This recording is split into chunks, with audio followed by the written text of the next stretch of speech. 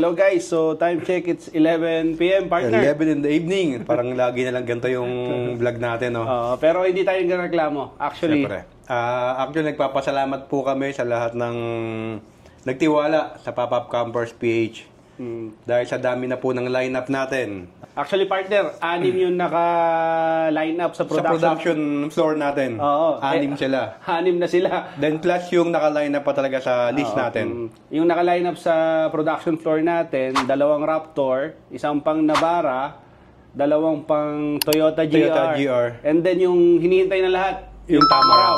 Yung Tamaraw. Actually, dyan partner, maraming naghihintay kasi yung mga ginagawa natin, puro pang pick-up. Ito, first time natin ilalabas yung pang design ng pang Tamaraw. Tayo rin, excited na ilabas to. Oo naman. And sa mga gusto rin magpagawa ng pop-up camper, medyo tight talaga yung schedule natin. Yan, kaya meron tayong announcement. Actually, partner, meron na lang tayong isang slot for the month of April.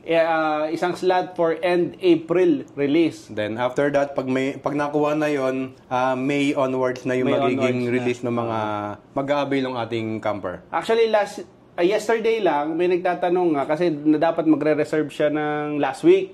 Hindi siya nakapag-reserve. May nauna sa kanya. So, dapat pasok pa siya sa March eh. Ngayon, ang dami nagpasok. April na talaga. So, dalawang magkasunod yun, kaya napuno na yung slot natin. Then, yun nga, for the month of April, isang slot na lang po. Ang sinasabi ko nga sa kanila, 30 days ang promise lead time namin sa kanila, pero sa dami nung naka-line up ngayon, medyo nagtatagal. Yun nga, end April na.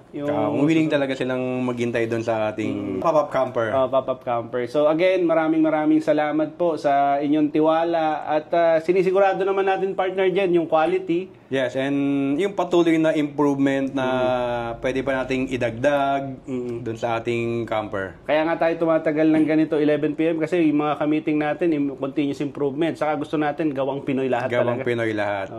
So again, this is Neo. And I'm Jen. And we are the Pop-Up Campers PH.